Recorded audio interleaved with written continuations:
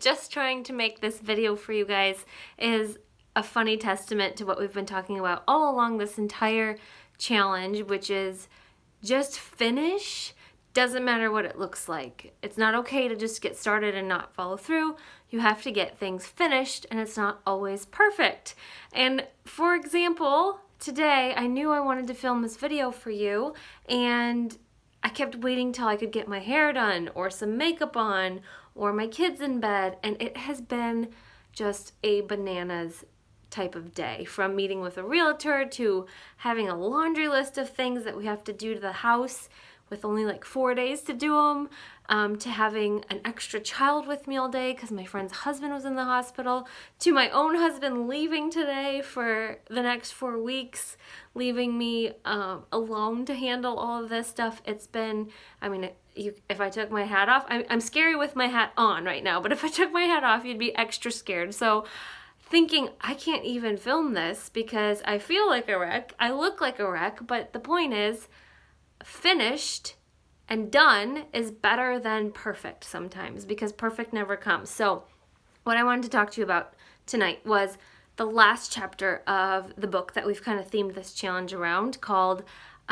Finished by Jon Acuff. And the last chapter is titled The Day Before Done.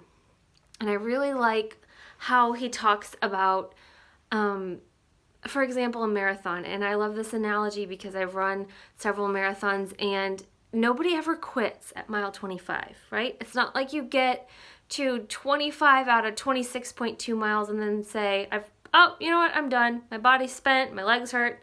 I don't really want a free banana, so I'm just gonna quit right here. Like, that would be insane. Barring a severe injury, when you start a race, you finish it because so much work and prep and training has gone into that. And not only just logging those miles to get to the last one, you would never leave the course. But so many of us in life have things that we would like to do and we work towards, and then right before we complete it, or right before we see something through, we find a reason to scrap it or abandon what we're doing, or we get scared and back away. And that's the day before done. And that's what I want to talk about with you this evening. We can relate it most closely probably to our own fitness goals. If you're doing a program right now and you've been following it and you've really seen some momentum and inches lost and confidence gained and energy renewed, and you're feeling really good, but then suddenly you've done this before, you decide to back off and you fall off track. We all do that. It's normal. I've done it countless times.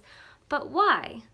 Are we afraid of what would happen if we actually finished all 30, 60, 80, 90 days of a program?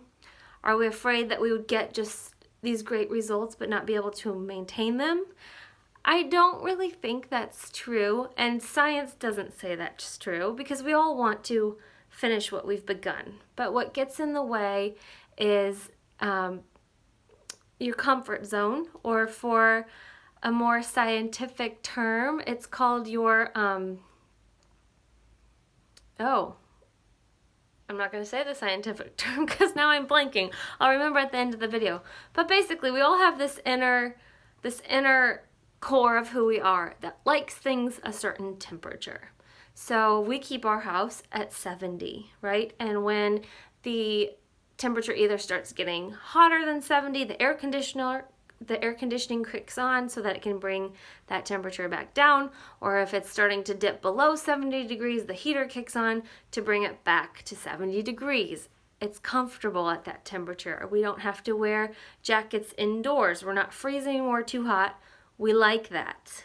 So internally, both in our mindsets and certainly most definitely our subconscious, there is this temperature gauge that likes to keep you where you are. So, for example, if you would like to lose 10 pounds, but for the last 15 years you have been 10 pounds heavier than you are now, then you might start to see the scale move. But the minute that you start seeing results, say you do 20 days of your challenge consistently really well, and now you're down 5, 6, 7 pounds, now you begin to, without even knowing it, self-sabotage, because your subconscious mind wants you in that comfort zone. It doesn't mean that comfort zone is healthy for you.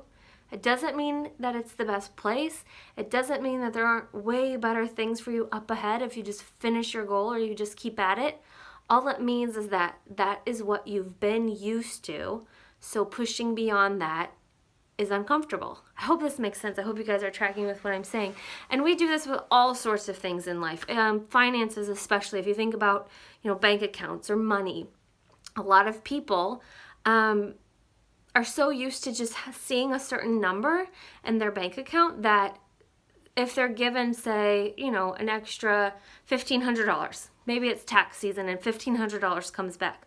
A lot of people won't keep that in their bank. They'll find something to spend it on, not because they necessarily are trying to be unwise, not because they aren't, smart with finances.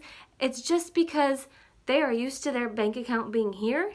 So when they see it go up, subconsciously, it's a little bit different. It's not what they're used to, so they want to bring it back down to that status quo, the way it usually is, what it's always been. But I want to remind you guys, the way things have always been doesn't mean that it's always right, and it certainly doesn't mean it's always what's best for you. I can't tell you how many times I've gotten really close to a goal and kind of backed off. I just backed off of it, not because I didn't think that I couldn't do it or that I didn't want to, but I was scared of what happened when I did it. I was scared of what would happen when it was done. Like, what would my life look like if I actually fulfilled this dream, or if I followed through on this, or if I made this happen? Like, what would that change? That's kind of scary and uncomfortable. It's uneasy. I don't know what that would mean for me. So I kind of, let my foot off the gas. And so when you think about the day before done, or even, this is such a silly analogy, but if you have been engaged in your favorite television series and you love it, and it is the very last season and the very last episode, and you almost don't want to watch it because then it means it's all over, this is exactly what I'm talking about. Doesn't mean there's not a better show coming on, a better season, something, that you'll love even more, but it just means you don't want that season of your life to end. And so I want you guys to really think hard about something that you keep not finishing, that you keep self-sabotaging or finding a reason to talk yourself out of it. And really spend some time reflecting on why. If it's following through with your fitness program and finishing what you started strong, and for whatever reason on day 22 out of 30 you always fall off the wagon, why?